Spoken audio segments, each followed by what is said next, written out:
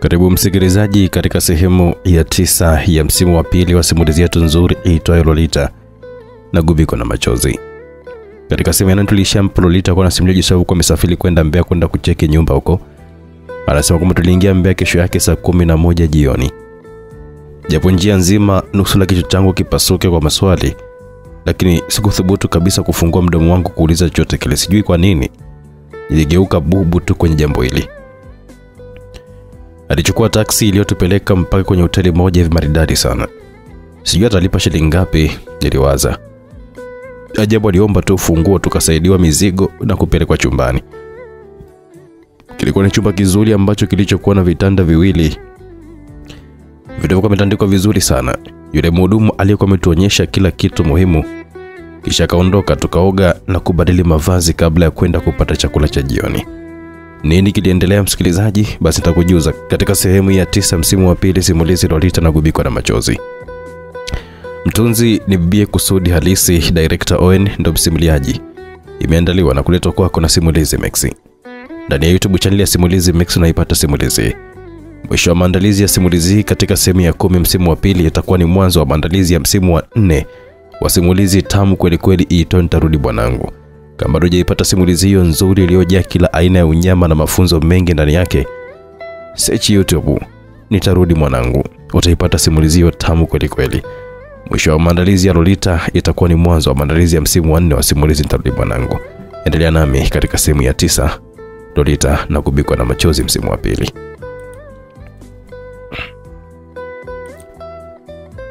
Ni wakati tukirudi chumbani ndipo alipokuwa amegonga chumba cha 4 kutoka kile tulichokuwa tumefikia sisi. Sio chumba hiki mama. Nilijikuta niko nalopoka bila hata kukumbuka kwamba aligonga. Ninamwona ambaye anakwenda kuniuzia nyumba. Kabla hajamaliza mlango ulikuwa uko wazi. Nilisimama mlangoni kwa nje ili kumsubiri wakati akiwa anaingia ndani. Lolita alinita Madomi. Abe mama. Niliitika na kugeukia mlangoni. Kwa nilikuwa niko pembeni kidogo hivi. Ingia, mbona baki nje? Alisema huku akiwa ananichungulia pale nje nilipokuwa nimesimama. Nilitaka kukataa lakini ile sauti tena ikawa imenihimiza kwamba niingie. Japo nilitii lakini ikawa nimeingia kwa kusita sana ise. Nilipotumbukia ndani tu ya mlango ukawa umefungwa na mtu aliyekuwa amesimama nyuma ya mlango. Nikajikuta nikitazamana na sura ambayo ilinifanya nidondoke na kupoteza fahamu kabisa. Fahamu ziliponirudia alikuwa pembeni ya kitanda, mimi nikiwa nimelazwa kitandani. Lolita alipoona na mkodolea tu macho. Kwa ntali maswali lukuki yalikuwa yananisumbua sana ubongo wangu. Najua na maswali mengi sana, lakini nitakueleza kila kitu. Mimi ni mzima Lolita, sijafa. Mimi ni Lucas. Madomi yuko wapi? Niliuliza. Baada ya kunijibu akageuka kutazama kulia kwake. Madomi akainuka kwenye kiti alichokuwa amekalia, akawa amekuja kusimama mbele ya kitanda nilichokuwa nimelalia mimi. Umeamini sasa hii hapa ni surprise? Badala ya kumjibu nikamgeukia tena yule mtu.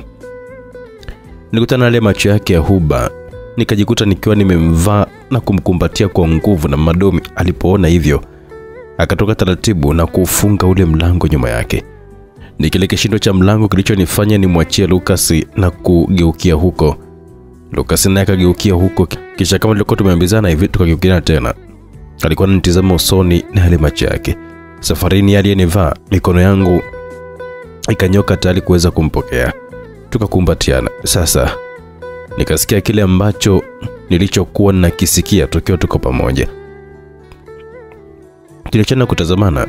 Lucas, kwa mara ya kwanza nikapata ulimi wangu, mwili ukanisisimka sana. Lolita, siamini nimekuona tena mke wangu. Aliongea Lucas kwa uhakika huku akiwa ananikumbatia tena. Siamini lakini pia sielewi. Niliongea mashaka yangu. Huwezi kuelewa mpaka nikueleweshe mpenzi wangu, akasema Lucas. Najua kwamba na maswali mengi sana, lakini najua sala zako zilifika mbele za kiti cha enzi. Niliponea kwenye tundu la sindano Lolita. Naishi kama unavyoniona siku ile pale ofisini Lolita. Sitaki kabisa kuishi kwa sura hii kwa sasa mpaka hapo baadaye. Nikijulikana nipo hai itakuwa ni balaa, kwani ninatafutwa kama Osama bin Laden. Aliongea akiwa anatizama kando. Na siku ile ni mimi ambaye nilikuwa nimekubeba na kupeleka hospitali. Baada ya kuhakikisha kwamba ulikuwa umepata huduma na kulipa gharama zote, nikaondoka nikikuacha ukiwa umelazwa. Nilimwomba yule ambaye alikuwa na mimi kutoka ofisini kwenu ampigie mama simu na anipe namba yake. Akanipa namba, nikawa nimeenda kumpigia. Nilijisikia vibaya sana kukuacha pale, lakini ilikuwa ni lazima niondoke. Alifafanua Lucas, mimi nikiwa kama bubu. Akainuka ghafla, nikamsindikiza kwa macho. Kweli ni yeye, nilijisemea moyoni. Akafungua na kuchukua mfuko wake, akapeleka mkono wake katika kimfuko cha pembeni cha mfuko huo. Akachomoa bahasha, kisha akaurudisha na kulifunga kabati. Akaja pale kitandani na kunipa ile bahasha. Lucas hajaacha tu mambo yake. Nilijiuliza bila hata kutamka sauti. Tumia wakati mimi nikiwa nafanya mabadiliko, alisema wakati nikiwa napokea ile bahasha, naye akageuka na kuingia chumba ambacho bila shaka kilikuwa ni choo na bafu. Nilipofungua ile bahasha, kumbe ni vile vidonge ambavyo alikuwa kinipa Chiku. Nikachomoa ile pack ndani ile bahasha na kuikagua kabla ya kubandua kidonge kimoja na kukimeza. Sikupata shida ya maji, maana tayari yalikuwa yako juu ya stuli ambayo ilikuwa iko kando ya hiki kitanda. Aliporejea hakuwa tena Lucas aliyekuwa ameniacha hapa muda mfupi uliopita, bali alikuwa ni yule ambaye alikuwa amenikuta ofisini siku nilikuwa nimedondoka kisha kuja kujikuta nikiwa niko hospitalini. Alibadilika sura hadi mavazi. Alikuwa amevaa alivyokuwa amevaa siku hiyo. Habari dada, alianza Lucas vituko vyake huko akiwa anacheka. Ningelikuwa nimekaa kwenye kiti na mimi ningedondoka chini, nilisema, na mimi nikiwa ninacheka. Lucas akiwa hana mbavu kwa kucheka yani. Hapana mpenzi wangu, sitaki kabisa tuanze tena kukimbizana hospitalini saizi hapa, alisema, na kuanza tena kucheka akiwa anakuja kukaa kitandani. Hivi ndivyo ambavyo nilivyokuwa natakiwa kuishi kwa sasa. Labda hapo baadaye mambo yakitulia kidogo, alifafanua baada ya kukaa akanibusu shavuni. Na kama vile naota Lucas, nilisema nikiwa namkagua kila mahali wakati yeye akiwa anavishika vidole vyangu vya mikono. Nilishusha macho yangu kuvitazama vidole vyake. Pole sana Lolita kwa yote ambayo uliokuwa umepitia kwa ajili yangu, na asante kwa kunipenda, alisema huku akiwa anainua macho yake kunitizama, yale macho yake ya huba. Akalisogezea midomo yake kwangu, nikaipokea. Saa 3 asubuhi tulikuwa tunakunywa chai tukiwa wote watatu, mimi, mama na yeye. Chai yenyewe tulinywa chumbani. Mama, alita Lucas akiwa amemgeukia mama. Sasa mwanangu, alita Madomi huku akigeuka na kumtizama Lucas pima usoni. Nashukuru kwa kunitunzia mke wangu mama, alisema Lucas akitutizama kwa zamu na kunifanya nijisikie aibu. Tumtukuza aliyetuumba, aliyetukutanisha, alijibu mama Domi akionekana mwenye furaha sana. Lolita mpenzi wangu, alita kinigeukia mimi. Abe, nilitika nikiwa namtizama kabla sijamgeukia mama Domi. Aliishia tu kutabasamu. Huyu ndiye mama mkwe wako kuanzia sasa hivi. Mimi sina mama wala baba. Alitulia na kutazama tena kwa zamu. Lolita, nilikufa mara tu baada ya kifo cha wazazi wangu, aliongea akitukagua tena kwa zamu.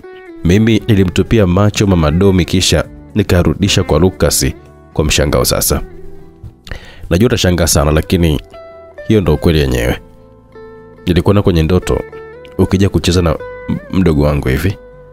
Atalipokufa ulikuja kumlilia. Wakati nikiwa nakusii kwamba usimlilie mama yangu, akatokea na kuniambia kwamba huyo ndiye atakaye kuwa mke wako mwanangu, mlinde na umtunze sana. Sauti hiyo ilipotulia nikashtuka usingizini, lakini kwa akili zangu za kitoto sikutilia maana kabisa. Wazazi wangu walikufa katika ajali nikiwa darasa la pili tu. Hata mdogo wangu mchanga alikufa katika ajali hiyo pia. Nikabaki mimi na mdogo wangu tu wa kike Priska aliyekuwa akisoma chekechea. Alitulia na kutazama kwa zamu. Pole sana mwanangu, alisema Madomi kwa huzuni sana. Mimi nashukuru tu kwa yote mamangu, maana hata huyo mdogo wangu wa kike naye alikufa miezi 6 tu baada ya kifo cha zetu kutokana na kukosa huduma muhimu. Alitulia tena kipambana na yale machozi. Hakuna ambaye alikuwa anaweza kusema, ni kama tulikuwa tumepigwa na bumbuazi kwa muda hivi. Mimi ni mzaliwa mkoa huu, lakini baada ya kifo cha mdogo wangu sikuona tena umuhimu wa mimi kuendelea kuishi huko. Baada tulikuwa tumechukua baba yetu mkubwa huko. Hata kabla ya kifo cha mdogo wangu tayari nilikuwa nimeshaachishwa shule. Kazi zote za nyumbani zilikuwa zetu. Hivyo niliamua kuzamia kwenda mjini huko nikiongozwa na mtoto mwenzangu ambaye alikuwa anaitwa Titus. Wenyewe tulizoea kumuita Tusi. Alitulia tena kupitisha mate. Maisha lilikuwa tumekwenda kuishi mjini hayakuwa maisha. Ni maisha ambayo alikuwa amechukua uhai wa Tusi alipogongwa na gari wakati akiwa akikimbia Sikamatwa alipotaka kupola. Kifo cha Tusi kili hakuweza kumalizia ruka hospitali, machozi alikuwa yakimtiririka. Pole sana mwanangu, alisema Madomi kwa masikitiko sana. Asante mamangu, aliitika katikati ya kile kilio cha kimya kimya. Nashukuru kwamba sikuweza kupola kitu chote cha mtu. Siku zote niliwaza namna ya kuachana nao. Maana hata kulala ilikuwa ni nje ya soko la Kariakoo. Vitanda vyetu vilikuwa ni maboksi tu. Ukombozi wangu ulikuja siku moja pale soko Mjinga alipokuja mzungu mmoja hivi kuchukua mahitaji yake. Wenzangu walitaka nikamuibia kioo cha gari. Mama alishanionya tangu usingizini usiku akisema kwamba yule ni atakuwa ni mkombozi wako, usimuibie chochote. Badala ya kufuata gari yake nikawa nimemfuata yeye. Nikamwomba nisaidie, mimi ni yatima. Kweli alinichukua na kunitunza kama mtoto wake. Nilisoma shule nzuri, nilivaa na kula vizuri hadi nilipokuwa nimaliza elimu yangu. Alitulia na kutazama tena. Furaha yangu ilitumbukia nyongo nilipokuwa nimemaliza tu ile elimu yangu. Pale baba mlezi wangu alipokuwa amenitaka nipokee kijiti katika kazi zake. Sikuwa naijua kazi ya babangu huyo hadi siku hiyo. Sikuamini. Lakini pia nilikuwa nimenasa tayari. Maana nilikuwa nimewekwa wazi kabisa kwamba madam nimejua siri, nikataa kuingia nitakufa na maisha ya baba mlezi yatakuwa kwa mashakani pia. Nikanifanya nitumie ujanja wangu wa shule kwamba nitaingia kisha nitafute njia kuweza kutoka. Haikuwa rahisi kama nilivyokuwa nafikiri. Nilipokuja kuisoma katiba yao baada ya kuingia nilichoka. Sheria zao zilikuwa ni kali sana. Nikajua nimenasa hapa. Nilikuwa nimenasa katika mtego mbaya sana. Maana kumbe nilikuwa nalindwa kila mahali bila mimi mwenyewe kujua. Kazi walinipa zile ambazo nisingejua haraka siri za ndani kabisa za kundi hilo. Ukisikia nimesafiri basi nilikuwa na kwenda kusimamia mashamba yalimwe inavyotakiwa. Yakisha pandwa ndipo ningerudi. Alikuwa mwenzangu ambaye alikuwa anasimamia palizi. Mimi ningekwenda kusimamia uvunaji. Maana alikuwa anashughulika na kilimo cha aina zote za madawa ya kulevya. Hivyo ningehakikisha kwamba yamevunwa vizuri na kuhifadhiwa garani.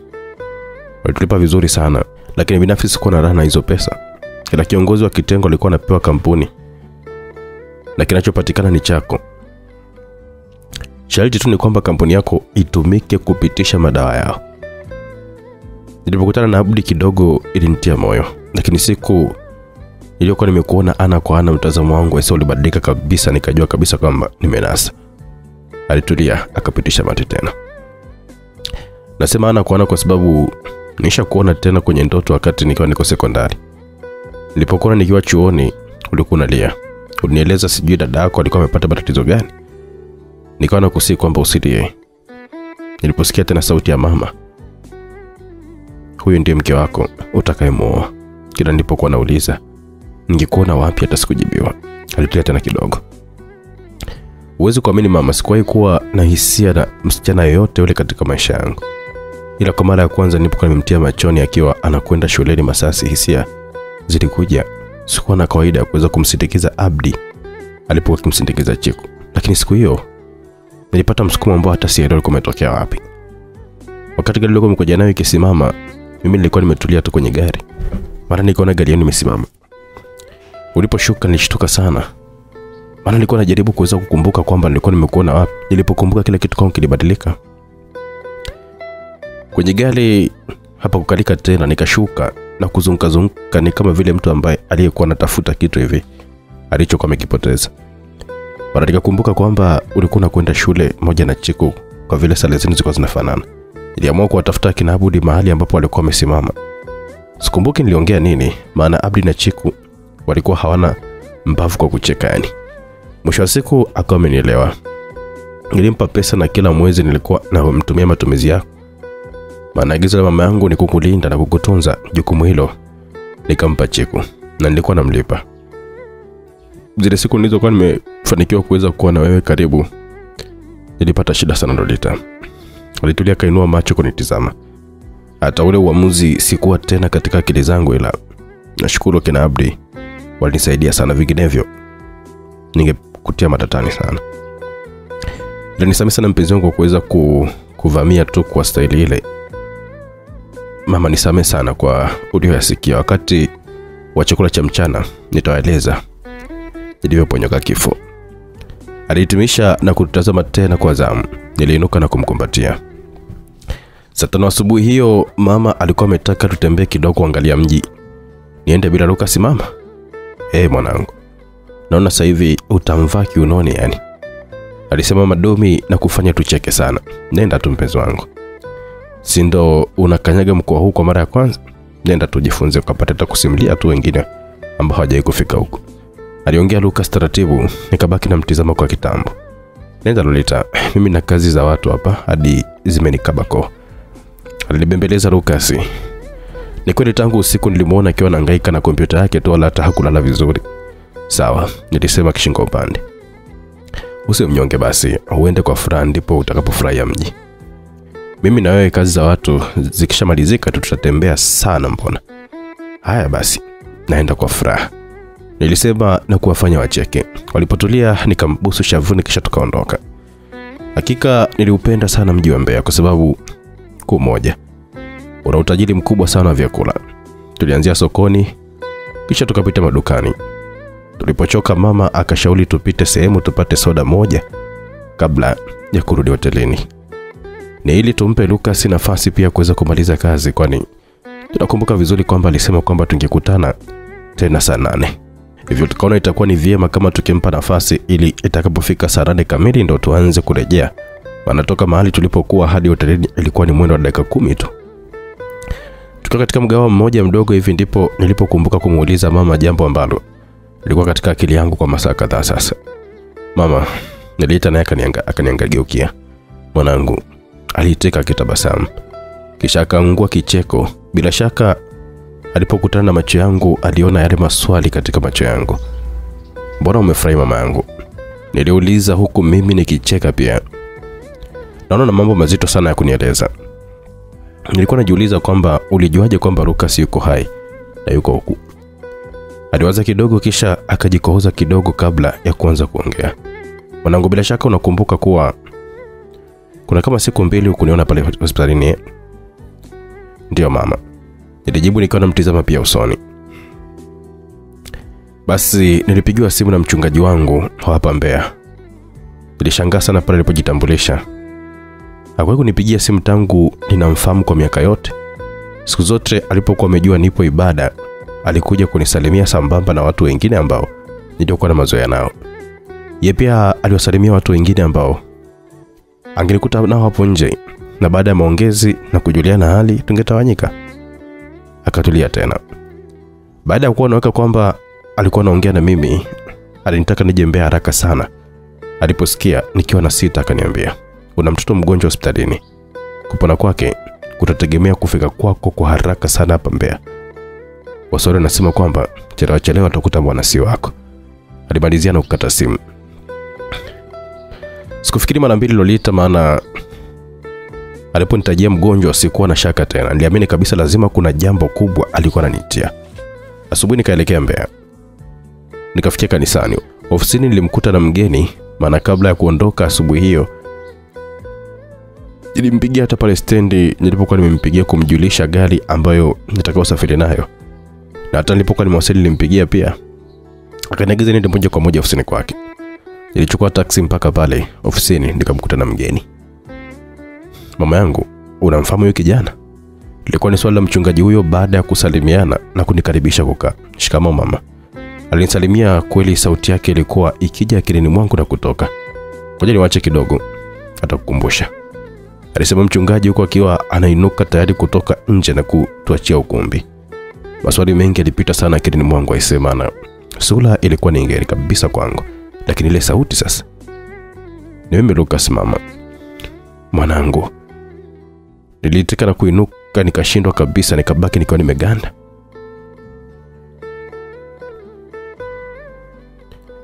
Mimi sijafa mama. Ndio maana naishi kwa sura hii hapa. Najua Lolita ameteseka sana kwa ajili yangu. Mimi sitaki kabisa aendelee kuteseka tena. Siku ya kuonana Lolita ndipo ambapo nitakapomwelezea kilichotokea. Kwa kauli hiyo nikaridhika ndiye mwenyewe hata kama sura haikuwa yake. Kesho narudi Dar es Salaam kumchukua. Nilijikuta nikiahidi nikiwa na furaha ya ajabu sana. Lucas alikuwa anaendelea chumba kile kile katika ile hoteli. Hatakuwa na maongezi mengi, maana ni kama vile bado alikuwa na huzuni hivi. Tulichoweza kufanya ni kuoga tu, kula na kupanga safari ya asubuhi yake. Na asubuhi ilipofika alinipeleka stendi kwa taxi ile ambayo ilikuwa imetuchukua jana. Namshukuru aliyetuumba, nilikukuta akatujalia na kusafiri ukaweza, na hata naona kabisa umeanza kunenepa kana kwamba hukuwahi kabisa kuumwa. Alimaliza huko kicheka na kunifanya hata mimi nicheke pia. Asa tuende akatujuze aliyomkuta, hata akataka kukutoa roho tu kwa huzuni na uchungu. Aliongea katikati ya kicheko. Tuliinuka tayari kwa ajili ya kurudi hotelini. Saa 4:15 ilitukuta hotelini tukiwa tayari tuko mezani. Mapokezi ya Lucas kwangu yalimfanya Mama Domi acheke sana, maana nilibebwa hadi mahali ambapo tulikuwa tumeandaliwa chakula. Ilikuwa ni bustanini nyuma ya jengo la hoteli ile. Aliponifikisha kanikalisha kama mtoto. Karibu tule jamani. Mama, karibu sana. Ni wewe ndio uliyefanya leo. Nifurahi sana mamangu, karibuni sana. Asante sana mwanangu. Ila na mimi nafarijika sana kwa furaha ya mwanangu Lolita hapa. Ungemwona alivyokuwa hospitalini, ungemwonea huruma sana. Alisema Madomi kwa hisia kali mno. Najua mamangu, hilo nalitambua vizuri sana. Alitamka Lucas huko akinikagua kwa udadisi sana. Uoni ameanza kunenepa? Aliongea Madomi na kufanya tucheke. Satule kwanza ndio tuendelee na habari. Alisema Lucas akikaa baada ya kuhakikisha kwamba naye mama alikuwa ameshakaa tayari kwenye kiti chake. Ni yeye ambaye alikuwa ametupakulia sisi wote. Maana vyakula vyote vilikuwa viko ndani ya zile bakuli maalumu za kutunza joto, yani hot pots. Alitulia na kututazama kwa zamu. Sote tulikuwa kimya na makini sana kumsikiliza. Mwezi mmoja baada ya mahojiano hayo, babangu mlezi akauawa. Na aliuliwa akiwa yuko uwanja wa ndege. Bila shaka akijaribu kutoroka ili kujiokoa, ingawaje alijua fika kwamba hawezi kabisa kutoroka kundi hili. Lazima alikuwa anajaribu bahati yake tu. Alitulia tena Lucas akichukua kinywaji chake na kupiga funda 2 za haraka haraka. Maana tushamaliza kula sio kuendelea vinywaji. Bado tulikuwa tuko kimya kabisa. Kila mmoja wetu alikuwa na hamu ya kujua Lucas aliokokaje, kama hali yenyewe ndio ilikuwa hiyo. Tangu hapo nikajua ni mimi ambaye ningefuata. Nikajua nitakaposafiri tena nisingerudi. Ndio maana nilikuwa sina amani na safari ile. Tatizo jingine ni kwamba hawakutaka muoe mtu aliyekuwa nje ya kundi hilo. Sasa nikawa na hofu mara 2 wasije wakakuwa na wewe. Akatulia tena. Abdi alikuwa amenishauri kwamba nikuunganishe kama alivyokuwa amemuunganisha Chiku, lakini moyo uligoma kabisa. Nikaona nikikueleza usipoafiki nitakuwa nimekupoteza tayari. Mlezi wangu alimpoteza mkewe kwa kuwa huyo mama alimchunguza mumewe akajua, na sasa kukawa hakukaliki akimtaka baba aache kabisa, aache na kundi hilo. Ili kumnyamazisha wakamuua. Nilipoyawaza hayo nikaamua nisikueleze chochote, na bila shaka hiyo ndio ilikuwa salama yako. Alitulia tena na kututazama. Alionekanika ni mwenye huzuni sana.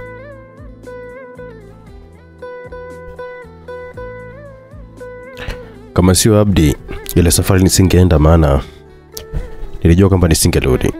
Nilikuwa radhi kabisa waniulie katika nchi yangu kuliko kwenda kuuawa katika nchi za watu. Nikawa nimebakiza wiki moja kurudi, wakati nikiwa nataka kuingia kwenye gari ili kuweza kurudi hotelini. Nikatekwa na kuingizwa katika gari nyingine ambayo iliondoka mbio sana. Sio nilikuwa nataka kunipeleka wapi, lakini huko sikufika. Wala hata sikujua kilichotokea. Maana nilipokuja kurudi kwenye fahamu zangu, nilikuwa niko sehemu gani kabisa. Niliangaza kila mahali ndani ya kile chumba nilichokuwa, nikitamani kujua niko wapi. Huko nikivuta kumbukumbu zangu, niliweza kukumbuka jinsi ambavyo nilivyokamatwa, nikajua kabisa hawakuwa watu wema kabisa. Nikapata wazo la kutoroka, lakini nikakumbuka ile ndoto. Ni mama tena kwa mara nyingine. Sasa upo katika mikono salama. Siwezi kuruhusu kuue. Hata yule baba mali kulea miaka yote bado yupo. Wote wanaokupenda hawakuangamia, watakuwa kwa salama. Niki, nilisikia sauti, niligeuka upande huo. Nilikutana na sura ya baba wa makamo hivi akiwa yuko nyuma ya meza moja ndogo hivi. Inaonekana kwamba alikuwa anaandika, lakini tena jina alilokuwa ameita sio langu. Bado nilikuwa nikilikumbuka vizuri sana jina langu. Nitamani mwambie kwamba mimi sio Niki, lakini mdomo uligoma. Hata nilipotaka kumsalimia sikuweza. Unajisikiaje? Ni yule mtu tena. Sasa alikuwa ameinuka kuja upande huu hapa wa chumba. Mahali kilipo kitanda ambacho nilikuwa nimelalia. Sikuweza kabisa kumjibu, nikabaki nikiwa nimemtumbulia macho tu. Kumbe alikuwa amebeba kile kiti, alikiweka kando ya kitanda. Usishangae, hilo ndilo jina lako jipya kuanzia leo, alisema yule mtu baada ya kukaa juu ya kile kiti na kunitazama usoni. Ingia, japo kaswaki tu na kujisafi kisha tukanywa chai. Aliongea kwa anainuka. Nilipoitazama ile saa pale ukutani ilikuwa inasomeka saa 2 kasoro asubuhi. Nikatupa macho yangu nje kupitia dirisha tayari kijua cha asubuhi kimeshaanza kuangaza. Nikarudisha macho yangu kwa yule mtu ambaye alikuwa amenyosha mkono wake tayari kwa ajili ya kuniinua. Nikampa bila kufikiria, akaninua na kunielekeza katika ule mlango. Bila shaka ulikuwa ni chooni na bafuni. Nikauendea, nikafungua na kuingia.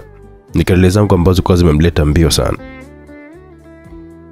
Nikawa nimefungua mdomo wangu kwa mara ya kwanza kabisa. Usiogope, utaendelea kuishi kwa sura hiyo tu kwa muda, alisema huku akiitazama sura yangu kwenye kile kioo. Macho yetu yalipokuwa yamekutana kwenye kile kioo akatabasamu. Ingia ukajisafisha na kusubiri tupate kifungua kinywa, alisema akianza kutoka. Nikageuka na kumtazama akiwa anafunga mlango nyuma yake. Nilipogeuka nikawa nimekutana tena na ile sura kwenye kioo.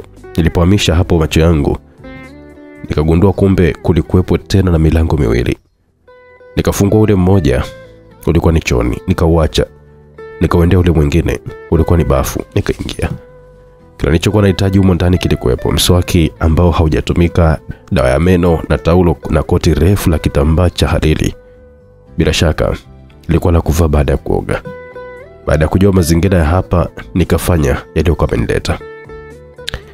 Naitwa Poristas Heremi, ajitambulisha mtu huyu wakati tulikuwa tunaanza kupata kifungua kinywa. Utakuwa na mimi mpaka hapo mambo yatakapokuwa shwari, aliweka wazi. Mambo mengine utayafahamu taratibu. Hapa nipo wapi? Niliuliza kwa mshangao kidogo. Tuko Afrika ya Kusini, na hapa ndipo ambapo yatakuwa ni makazi yetu hadi hapo baadaye. Tukimaliza kula nitakuzungusha uweze kuyafahamu makazi haya, alifafanua. Nikatikisa kichwa kuonesha kwamba nimemwelewa. Kile ndicho chumba chako changu kinatazamana na cha kwako, na pia tutakuwa tukifanya kazi katika kiwanda cha kutengeneza mazulia na urembo, aliongeza. Hivyo ndivyo kwa nimeokolewa, maana hata Poristas mwenyewe hakujua niliokolewaje kutoka mikononi mwa wale majangili. Mimi nilikabidhiwa tu kuelekeza na kulinda, mengine siyajui, alisema. Hata hivyo akaunti yangu ilikuwa bado ipo salama. Siku nilipokumbuka kwenda kukagua ilikuwa na fedha nyingi sana. Nikafungua kiwanda cha kutengeneza vinywaji baridi. Kinaendelea vizuri tu, lakini bado nipo ninafanya kazi katika kiwanda cha mazulia. Hakuna ambaye aliweza kungechoto kile na kimya cha muda iko kimetawala pale ndani. Alitulia tena na kutazama kwa zamu. Sasa mama yangu, naomba niondoke na Lolita, aliongea Lucas ndani ya kile kimya. Lucas aliamaki Madomi. Na mama, aliitika Lucas kwa heshima zote kabisa. Hivi una habari kwamba huyu binti ana wazazi wake? Aliuliza Madomi kwa mshangao sana. Najua mama, tena mimi hata kama ingelikuwa ni kuoa ndio twende ningeweza kabisa, lakini naendaje uko na sura hii mama? Mungu aliniambia kwamba ndani ya miaka 2 hapa kundi la Kaupo ni kata uwa bora halitakuwepo tena. Hivyo nasubiri huo muda upite niwe huru ili niende ukweni na sura yangu halisi mama, alieleza Lucas kwa unyenyekevu mkubwa sana. Lengo langu akasome chuo kule. Naamini kabisa kwamba akiwaeleza wazazi wake kwamba amepata chuo huko na wewe ndiye ambaye unamlipia, hata ukatelea sana watakushukuru sana.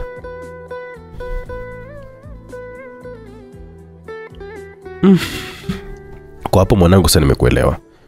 Maana haitaleta maana uende ukweli na sura hii, kesho ukuone na sura nyingine. Hakika hapo umenena, na mimi sina tatizo na hilo kwangu ruksa, ila msije kabisa mkaribu, aliongea Madomi na kutuasa kabisa huko akiwa anacheka na kutusababishia na sisi tucheke. Yaani mama, haya matatizo yakipita nitakuja kwa posa na kulipa kabisa mahali ndani ya mwezi mmoja niwe nimeshafunga ndoa. Natamani hata kama ingelikuwa kesho. Alimaliza Lucas akimaanisha kila neno ambalo kwa alitamka. Usijali mwanangu, madam Nania lazima njia itapatikana. Alitia moyo Mama Domi, na swala la kuharibu mamangu si hofu. Kama hatukuharibu pale mwanzo, sasa hivi ni zaidi. Lucas alimhakikishia. Tena mwanangu, unajua umepata mke, usije kabisa ukamtenda. Maana siku zote alikulilia mpaka nikasema kwamba huyu mwanangu ataishi maisha gani. Mpaka mama na ndugu zake hawamuelewi kabisa mpaka sasa hivi. Akikumbushwa tu mwanaume mwingine yeye ni kulia tu. Hawezi kabisa kukuacha wala kusaliti. Ni imani ya ajabu sana hiyo. Alisifu Mama Domi akishangaa pia. Lucas akainuka ghafla na kuninyanyua. Akaana luka kwa anazunguka na kunibusu. Mama Domi mbavu lazima zilimuuma kwa kucheka alivyokuwa akitazama vituko vya Lucas. Asante mpenzi wangu kwa kutunza ahadi yetu, alisema akiwa amenirudisha kwenye kiti. Hadi mzuka amekataliwa. Mwanangu mwenyewe alikuwa amengangania nikamuonya. Eti humuoni mwanamke mwingine wa kuoa zaidi ya Lolita? Aliongea Mama Domi kwa mshangao sana. Ni kweli wakati wa likizo ndefu nilipokuwa kidato cha 5, Dominic alikuwa nyumbani. Alikuwa amenidokezea uchumba. Nikamjibu waziwazi kwamba tayari mimi ni mke wa mtu. Tena afaa kabisa abaki kuwa kaka yangu, lakini hakunielewa kabisa. Usumbufu ulizidi hadi nikawa najifungia tu chumbani. Nilikuwa ninalia hadi macho yalikuwa yananivimba. Akiwa kule ofisini kwa nakosa amani, tukiwa tuko nyumbani ndo kabisa. Lazima kujifungia ndani. Mama kanioji baada ya kuona kama mabadiliko, nikalazimika kumueleza tu kweli mtupu. Hilo likasababisha chuki kwangu. Hata akaamua kwenda kumalizia likizo yake kwa rafiki yake huko Nairobi. Maana alikuwa ameajiriwa huko alikokuwa anasoma. Mazungumzo yalimalizika kwa makubaliano kwamba ningeweza kuondoka na Lucas kwenda Afrika ya Kusini, lakini tungeondoka Dar es Salaam. Huko ningepata nafasi ya kuchukua vitu vyangu muhimu. Sasa kazi ilikuwa ni kwa Mama Domi kwenda kumjulisha mjomba ili akaongea na dada yake. Ila siku ya kwenda na mimi ilikuwa ni lazima niwepo ili pia niende kuaga. Na hii ni sauti ya jana na leo nimewapa kama ofa. Kesho sauti yangu lazima ibadilike. Na itakuwa hivyo hadi hapo baadaye. Ila naomba mwizo wetu alitazalisha Lucas. Kwani ni sauti ya radi? Akauliza Mama Domi kwa kicheka. Mtaisikia tu mama. Na akajibu akiwa anacheka pia. Jioni ya siku hiyo tulishuka chini hotelini kwenda kula na kupata vinywaji na hewa safi ya nje. Lucas akiwa na sauti yake bandia. Kuna kidude ambacho alikuwa amekiweka chini ya ulimi wake. Akishaweka sauti inabadilika kabisa na ilikuwa ni nzito sana. Hivyo baada ya chakula cha jioni tulibaki kumbini pale tulikuwa tunapata vinywaji na mazungumzo hapa na pale yakawa yanaendelea. Kesho yake asubuhi tulikuwa tuko stendi tulikuwa tunamsindikiza mama aliyekuwa kirudi Dar es Salaam. Na furaha sana mwanangu. Siku hizi mbili tu Lolita amenawili sana. Je, ukiisha mwezi? Alisema mama, ile furaha yake ikiwa bayana kabisa. Mama, hata nisipokula nitanenepa tu kwa fulani leo naye. Sikatai mwanangu. Maana mapito uliyoyapitia hisia anajieleza kabisa, maana nimeyashuhudia. Kuna wakati hata nilikuwa napata hofu kabisa usije ukajiua. Sikuwahi kabisa kufikiria hicho kitu mama. Hata juzi nilipokuwa nimeugua niliona nakufa kabisa. Na nilikuwa tayari kabisa kufa, lakini sio kujiua. Nilitabanaisha. Baada ya basi alikuwa amepanda mama kuondoka, tukarudi hotelini. Huko tuliongea na kupanga mengi sana, ni pamoja na kuona kozi ambayo ningeweza kwenda kusomea. Nilichagua sheria, maana niligundua kwamba wako wengi ambao walikuwa kinyimwa haki zao. Ingekuwa furaha kuona natetea wanyonge wanaokuwa wanaonewa wakiwa hawana mtetezi. Lolita alita Lucas ghafla wakati tulikuwa tumemaliza kukifungua kinywa asubuhi hiyo. Abe, niliitika nikiwa nainua macho yangu kumtazama. Uliacha lini kunitumia vile vidonge? Uliacha lini kutumia vile vidonge? Aliuliza bila kunitazama. Tangu niliposikia umekufa. Nilijibu kwa hakika kabisa. Ulipataje taarifa hizo? Aladisi. Naomba tuachane kabisa na habari za Lucas. Nilijibu yale machozi yakianza kunitiririka. Samahani sana Lolita. Najua kwamba ulipitia mengi sana magumu. Usinielewe vibaya. Maana kilichokuwa kiniumiza siku zote ni nini ambacho kingekutokea endapo kama ungeweza kupewa taarifa za kwamba mimi nilikuwa nimeshakufa. Hilo lilinisumbua sana Lolita. Nikawa natafuta namna ya kuweza kujulisha, nikashindwa. Hata hivyo mamangu ametusaidia sana. Naamini kabisa kuna wakati ambao ulikuwa unaniona kwenye ndoto na ninakuwa nakueleza mambo kadhaa, si ndio? Ni kweli. Nilidakia. Sikuwa mimi, alikuwa mama. Ila alikuwa ananijia hata mimi kunijulisha yale ambayo uliokuwa unayapitia. Amekufa lakini ni kama vile hajawahi kabisa kufa. Hata hivyo namshukuru kunitafutia mke mzuri kabisa na ambaye ananipenda kwa dhati. Njoo mpenzi wangu, alisema Lucas yuko akiwa ananivuta na kunikumbatia. Jumapili iliyofuata ilitukuta kwa mjomba nikiwa na Madomi. Lucas nilimwacha hotelini. Mjomba alifurahi sana kusikia kwamba nilikuwa nakwenda kuchukua degree yangu ya sheria nchini Afrika Kusini. Mungu Baba akubariki sana dada. Alikuwa ni shangazi aliposikia kwamba ni mama Domi ambaye alikuwa ananipeleka huko kwa gharama zake mwenyewe. Nilimwahidi kwamba akifaulu vizuri zawadi yangu ni hiyo, na ahadi ni deni, sina budi kulipa. Akaendelea kuwaweka sawa mjomba na shangazi hata wasishtuke ule mpango mwingine ndani yake.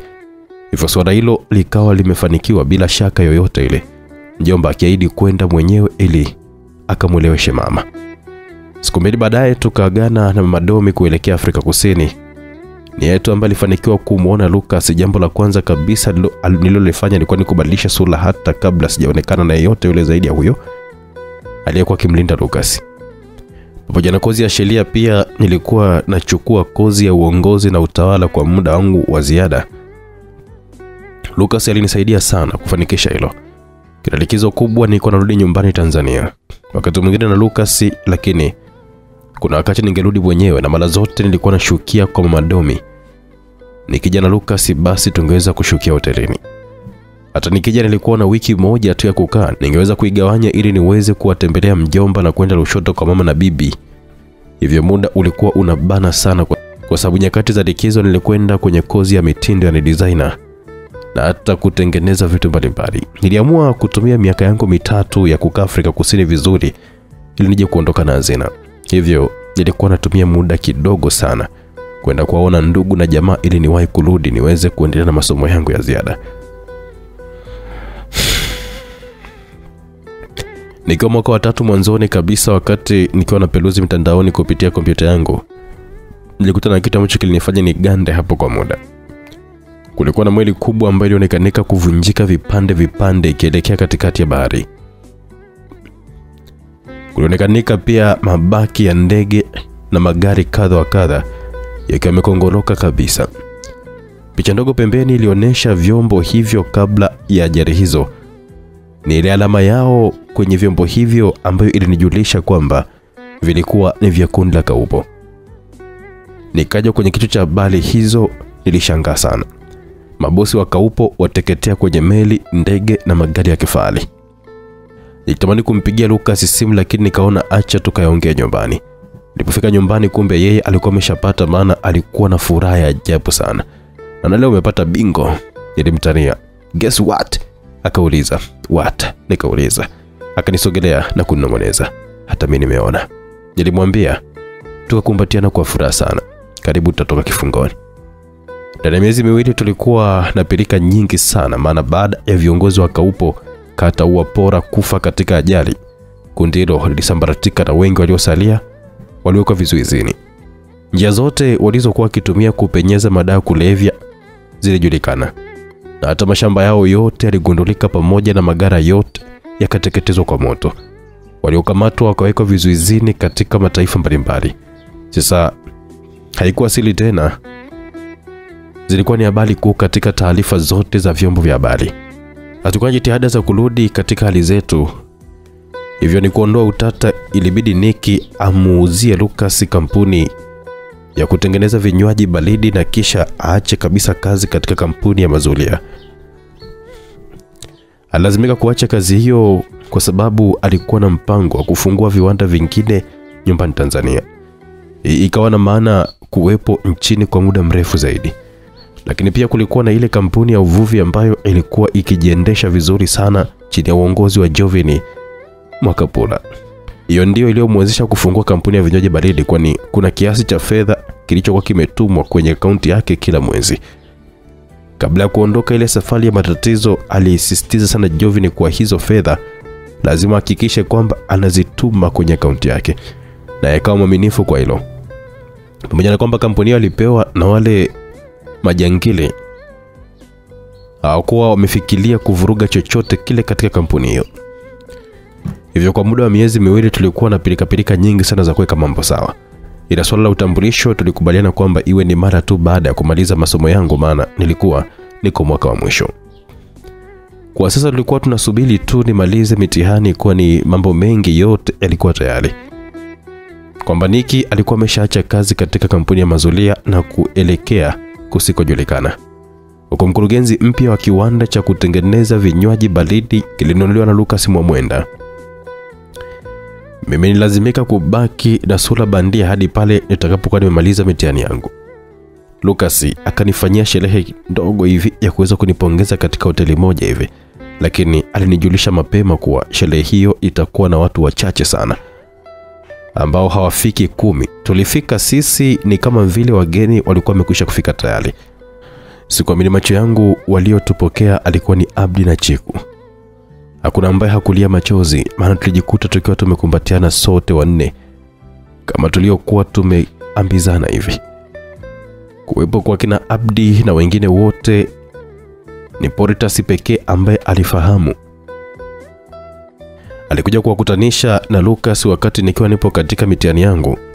Akaona asieleze chochote kile kwanza, ndipo akapanga sherehe hii ili waje wanifanyie surprise. Katika surprise zote ile ya kukutana tena na Lucas ndio ambayo ilikuwa ni kiboko yao, ikifuatiwa na hii. Ukumbi ulikuwa ni mdogo tu, labda saizi ya vyumba 2 au 3 hivi. Mpaka tunafika ulikuwa na watu 7 tu. Zaidi ya Abdi, Chiku, Poritas walikuwepo watu wengine 6. Mama 2 na vijana 3 na baba mmoja ambaye sikuwahi kabisa kuwaona. Sherehe hii ilikuwa na matukio makubwa 3. Kumtambulisha babake mlezi aliyejua kwamba ni marehemu, kumbe alikuwa yuko hai. Ni yeye peke yake ambaye alikuwa ni mtu mweupe. Wote waliokuwa pale walishapitia madhila yaliyokuwa yamempata Lucas. Hivyo sherehe hii ilikuwa pia ya wao kuweza kujipongeza. Baada hapo Lucas sasa akanivisha rasmi pete ya uchumba.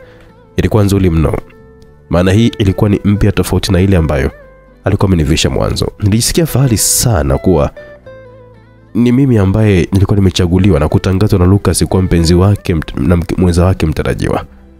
Nipo sasa ikafuatia sherehe ya kuweza kunipongeza na kutoa fursa kwa wote waliokuwepo kunipa zawadi mbalimbali, akianza Lucas mwenyewe.